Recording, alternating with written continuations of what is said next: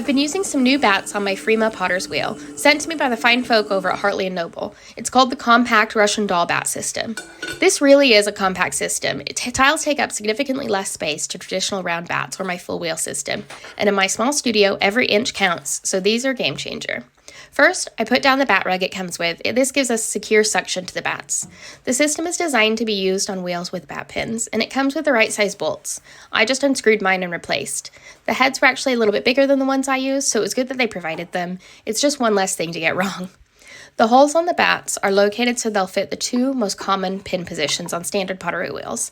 Mine are the widest position, but you can see there's another set if yours are a mil closer. I hate measuring things, so the fact they thought about that, I really appreciated. It comes with 15 tiles in 3 different sizes, so you can choose the size based on what you're making. Today, I'm going to use the smallest because I'm making some trinket dishes.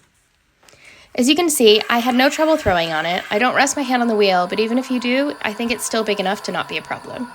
So overall, this is a big thumbs up for me. I can fit loads of pots on the shelves with the tiles, but plus, because the system's more compact, it's less expensive, but the same great quality I've come to expect with Hartley and Noble. And I've used their bats for 6 or 7 years now without any warping.